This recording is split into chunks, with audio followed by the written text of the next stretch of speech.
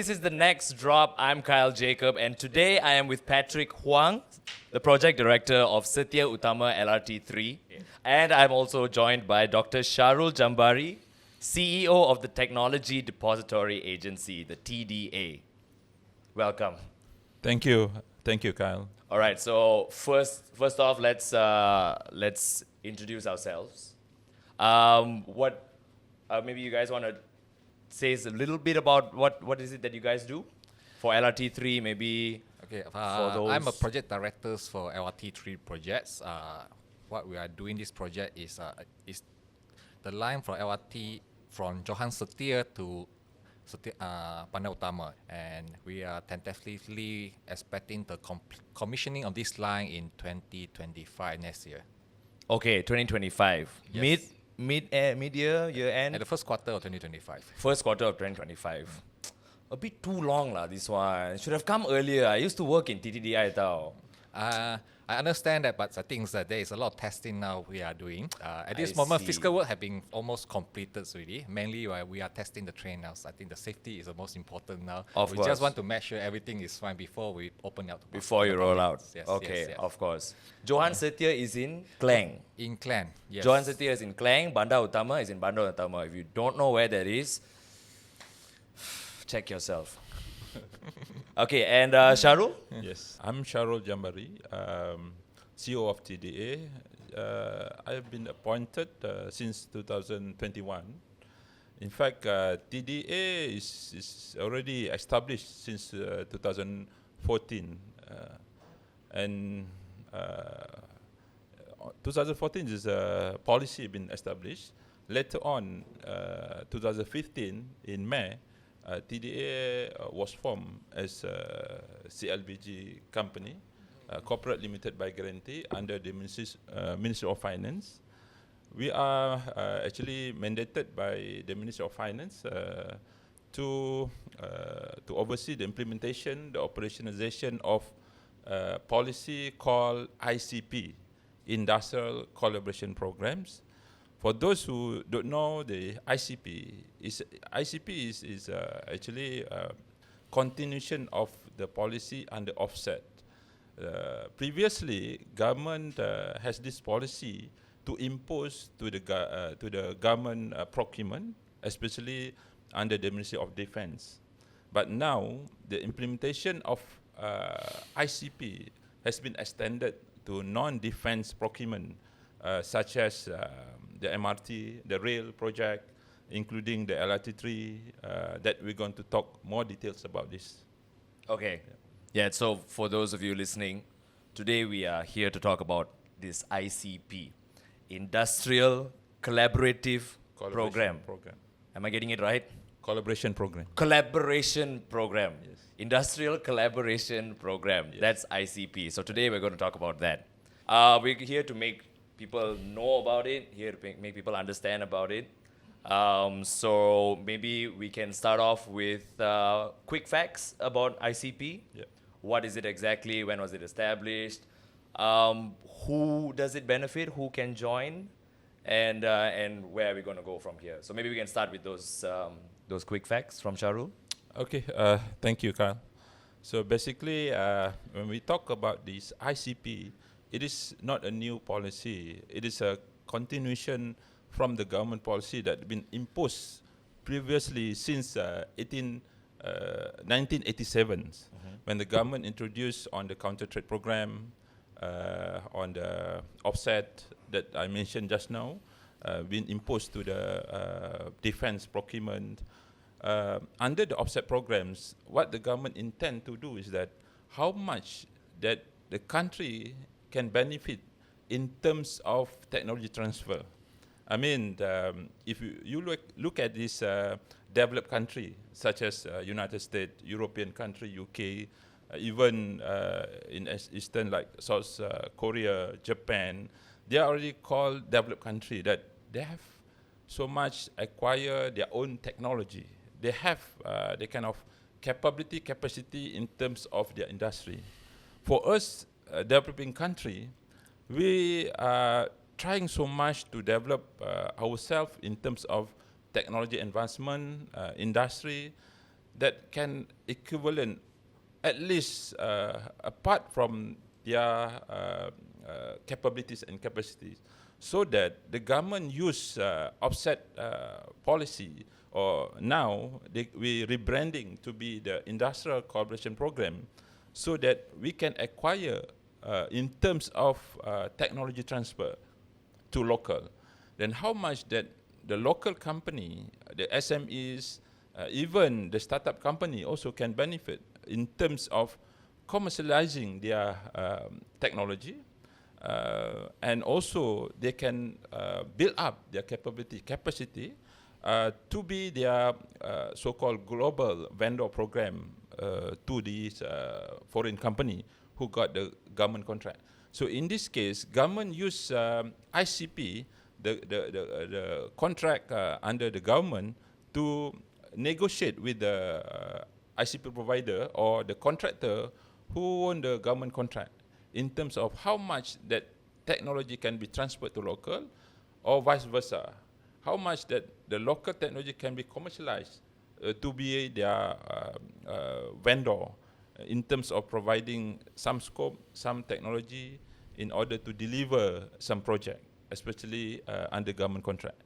So simply put, it's like a bridge between companies in Malaysia and the government, so that we can contribute back to our country's economy. It's like a link, literally a collaborative program between the government and these companies. Yes, of course. But most importantly, government is to facilitate, to create the ecosystem, the platform, so that local company can collaborate with the foreign company, either to be their vendor or to supply certain part or certain packages to the foreign company, so that they can be sustainable in terms of their businesses. This is how actually we work under the ICP program.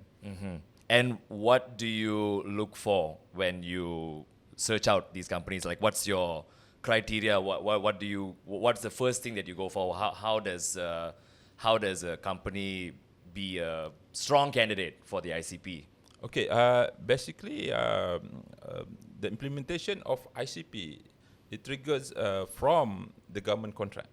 For example, railway project, in this case LRT3. So we got to know who are the contractors actually won the contract. Either they are local or foreign company. So with that, prior to awarding the contract, of course, TDA have to provide what they call it, the ICP requirement document, which is tender documents, meaning that what actually we want in terms of technology, in terms of the industry that we want to develop.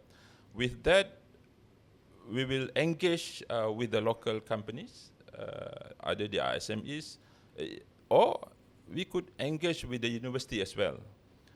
It depends on what sort of project that we want to do in order to deliver the ICP project. So we have the audit team who doing the assessment. We call them and then we assess their capabilities.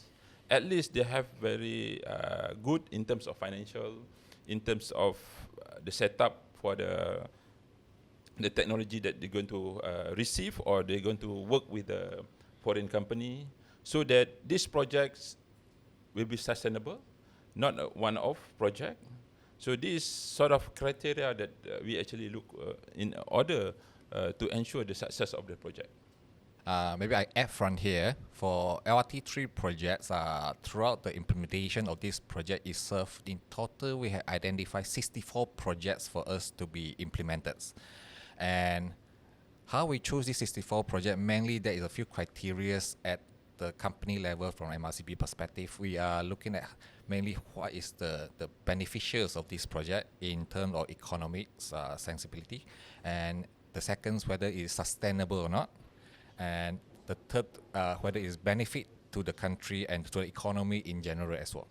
And when we identify this project, there is a lot of companies we have identified, a lot of product that we are looking for. Mainly what we are focusing not only on the SME, And we also talking with the local institutions like local university, college, even like IEM, that kind of thing, to identify technology and product that we can roll out from here. Maybe I just quote you a few examples that we have done. That one of the company, what they have did is serve, for example, with Masa University that we do with. And what we know that in terms of our industrial problem, for example, fogging, that is very annoying all of us when they do fogging, all the smoke around, and then the chemical content is really something not very very harmful to the health of itself. And for all our construction site in LRT3, in fact, we almost do fogging almost every alternate day, and it's not in that kind of chemical content is not good to our workers, although to our surrounding as well. I believe you as a general public, you also quite feel that the fogging Yes, that of course. generally is quite. Yeah. And what we did with Masa University, with the assistant of Ministry of Health as well, they start developing a product for us and non-chemical, less hazardous chemical product, how to do this internal tanki and prevention control. And throughout this period, I think they have come up a product for us, and we start using it at construction sites, in all our construction sites along the LRT3. And we found it, instead of we have do less fogging nowadays, and a lot of sites we even don't do any fogging as well, but our tanki cases even very much lower compared to the rest as well. And this product have been certified as well by Ministry of Health, and then it's quite successful the way that it implemented. And then eventually we come up with an idea for them to do a research on this product. And what we agreed with them during the period of their research development, we provide a grant to them, to Masa University, a grant to them, and at least it start out some funding to the researcher for them to develop this product. I believe any of the startup or any of the researchers, if without any grant or funding towards their projects, I think none of it, even with a great idea, it won't kick off. From the perspective of LRT3, in terms of MRCB perspective, we are providing a grant to them to start this. And then in terms of in approximately 2 years' time, the product some coming out. Of course, we monitor this and work closely with them, telling them what we need, what is our obstacles that we need from the site. For example, our construction in this nature, we have ponding issue, that kind of things, and that's the feedback they get from us.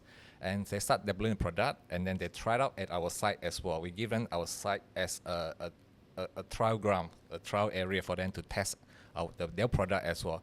Then throughout the period, of course, the product won't come out just overnight like that. It's throughout the whole period of 2-3 years, and it start develop. And what we can see nowadays, I think the product is very efficient, and the internal statistics wise, we do see a reduction of dengue cases among our site as well. And that's how it developed in these natures. I see. And Sharul, so with this relationship with LRT3, using them as maybe a case study, can you elaborate on how ICP has facilitated in LRT3 in terms of technology transfer, maybe information sharing? Yes.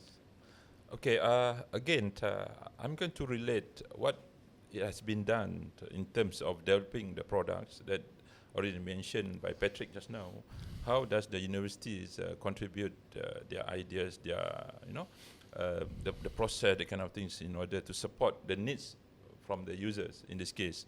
So I try to relate from the perspective of policy that government already imposed it. So in this case, government already provide in this project, it's a big, huge of money.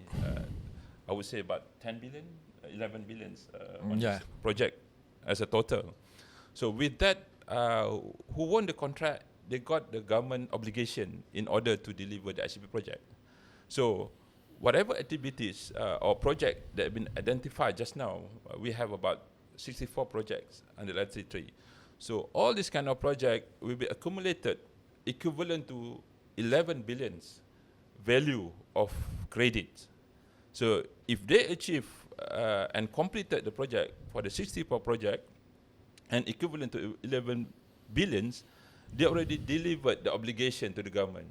So in this case, with this obligation, they have commitment in order to support the industry development or the technology transfer from the university to the market, as well as their commitment to provide the testing ground to the universities to test their products. And of course, after this, we have to ensure the sustainability of activities to be exported outside Malaysia, or probably to expand their usage to other sector as well, apart from the construction, probably to the other application as well, under Ministry of Health or under other ministry as well. So this is to show that how the government facilitate or provide the platform so that technology advancement can be done collaboratively between the university and the industry. Without engaging with the industry or the users, basically they face a lot of challenges to commercialize it. So with this platform, and in fact, under TDA, currently we are managing about 671 projects. So similar approach, how we can facilitate or support the technology development towards the commercialization. So I would say, when you talk about the example, this is a good example, how we support the local technology can be commercialized towards the implementation of ICP or Industrial Collaboration Program. Are there any misconceptions about ICP? I think a lot of people are not aware, I guess. Yeah. And maybe they misunderstand what the program actually is, and then it. Of course, at the beginning, we faced a lot of challenges in order to make them understand, to make them aware. This is a government policy that they have to follow, they have to impose. At the beginning, of course, any companies, even the procuring agency, the ministry who do a procurement, they have a skeptical, negative perception in terms of the implementing of ICP due to the additional costs towards the main contract or main project. They always see that ICP will incur the costs, will increase the main contract budget. A lot of perception they face at the beginning. But of course, towards the support from us, from TDA, as well as the Ministry of Finance, we closely work with them just to understand what sort of challenges, how that we can facilitate or support in this case. And of course, at the end, we look at the win-win situation. So this is the way how we facilitate and support the win-win situation between the industry and universities. So main thing is cost lah. Yeah, of course. Selalu pasal duit kan. Selalu pasal duit. And that's why I said we should convince at all stakeholders how this can benefit for the long term. Yes, there is a cost, but this cost should be translated to the investment. If you take this as investment, it's actually you are looking at the return of investment in future that benefit back to you. What are you guys hoping for the future? Like with regards to ICP and LRT3, like you said earlier, you've collaborated with MASA, right? Yes. So that's a university. I think there's Have one you of them only. Yeah. Sorry? There is one of them only. There's a lot Oh, other yes. party we do. Yes. So I mean, that's one of the ways to indirectly engage the youth, I guess, like by collaborating with these I universities. think mainly we have like when we identify our projects, we mainly first thing we are directing, benefiting the industry, what we need first at the first place for LRT3, like our railway industry, what we need first.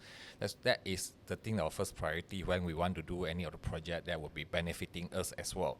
And I think like the one that we Manasa University, that will direct benefit us as well. We have others as well, similar thing as well. But like we have, like similarly, we have environmental monitoring using Internet of Things that we do with another company, small SME as well. I think that is quite useful to us because the way that we identified it at the first place, because when we do a construction site, what our problem that as a company that we are facing in LRT3 is we have a lot of complaints from the public, from the authority that's our, for example, the pollution that caused by us, the noise level caused by us, when the time that working, that kind of things.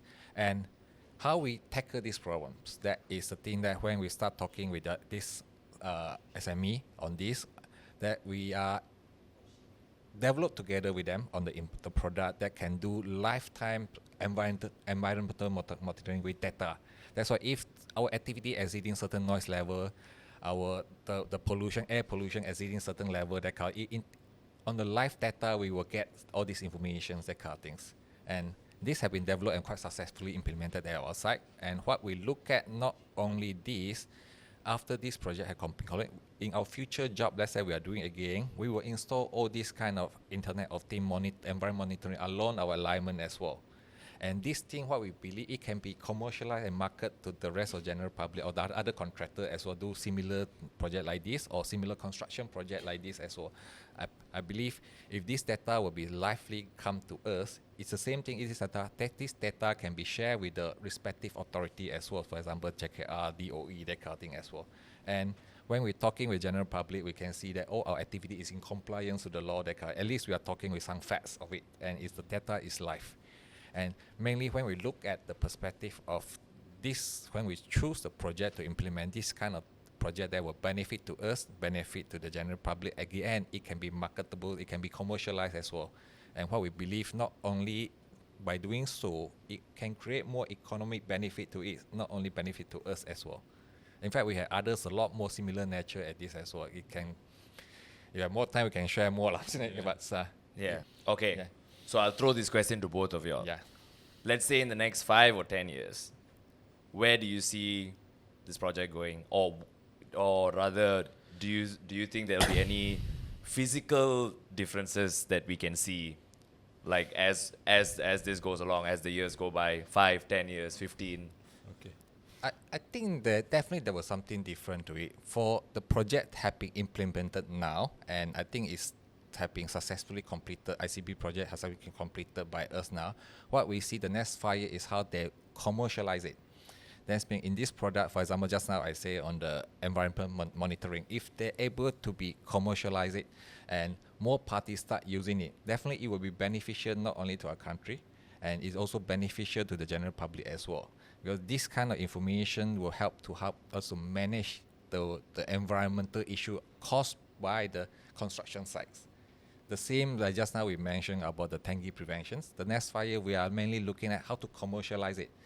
If this can do a very good marketing on these kind of products, eventually if more and more parties start buying this product and use it, then I think we don't have to use a common way of just keep on fogging the smoke all around. It's really annoying, isn't it? So we try to reduce that kind of frequency of what currently being practices. I think the next 5 years, mainly what we want to see, for me, my person want to see whatever project we have successfully implemented under IoT 3.1, we would like to see that this can be commercialized and more acceptable to most of the people in town.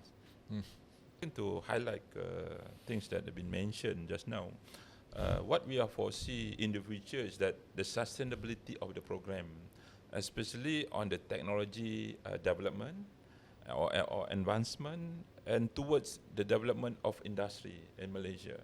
Then of course, if you develop the industry, you are creating the job opportunity to Malaysian. And of course, when they got the job, they spend, so the economy will grow. This is how this spillover effect from the implementation of ICP. And of course, previously, even ICP already implemented more than 10 years. But previously, we are more in providing the opportunity for them to get the benefit from this ICP project. But in future, we will come up with a program that can support on the industry development. How we can grow the industry with certain sector for them to grow until they're exporting their product outside Malaysia. How to see that they can sustain themselves by providing the technology advancement from their company itself. This is what we foresee in the future. More technology development, more industry development are going to happen. And we want to see more Malaysian produce their product, their technology, exporting to the outside Malaysia. Yeah. Sign up today. But okay, no, what about the short term?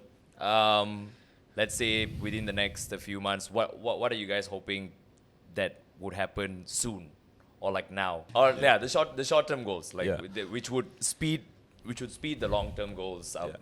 Yeah, of course. From TDA side, we open up for this opportunity to all Malaysian, to all universities or local institution, as long as they are locals, the companies, even the individual also, we are open up. Come see TDA, how we can support them in terms of what we are discussing just now, in terms of technology development, in terms of industry development, which can support them to expand their businesses in Malaysia. And please watch out the what are the government contract or project currently running, like LRT3, LRT Penang, now talking about railway. It's going to have MRT3, high-speed rail, a lot of projects in Malaysia that have been announced by the government. And how much that we can leverage with the ICP, which is benefiting to the locals. That's the keywords. Okay. I think for us, mainly we want to see that more SME that have a great ideas that can contribute to the railway industry. Let's say they have ideas how to create or produce a products and to solve our problem. We are welcome them to come and see us, and then we are happy to explore it with them, how we help them under these programs to develop the products in the next few years. Because of course we won't expect immediate your product will work, but we need some roadmaps and how this thing can be developed in the next few years until we get the result to it, and then we can benefit from it as well. And that's what we mainly want to see. And I believe with the TDA support, this kind of thing we will go through. And we want more companies, even more individuals come and approach us, and then we can identify, and as long as they have a great ideas, they have a good roadmaps to it, and then we will help them to deliver this together with us. All right. And specifically, how can these companies go about it? How can they join the program? Okay, for TDA, we have many platforms. We can directly contact us through our website or call us, or they can go through the government agencies who are doing the procurements or manage the project like LRT3. They can direct to them as well to be the recipients or beneficiaries, or many platforms that can come in. Okay, I think to us, let's say they want to fall under the LRT3 programs, mainly they can just directly approach us directly, even our general line, just say that in the ICP program, this idea, I think our even generous email, our MRCB, they will forward it mainly to us, to my team as well, and then we will definitely come back to them. All right, Sharul, Patrick, thank you so much for joining me today and explaining the Industrial Collaboration Program. Collaboration, kan? Yes. Okay, collaboration. I keep thinking it's collaborative. I don't know why. ICP. Yeah. So companies need to look out for that. Yeah. I wish you guys all the best. Yes. This has been The Next Drop. I'm Kyle Jacob. Reach out to your loved ones.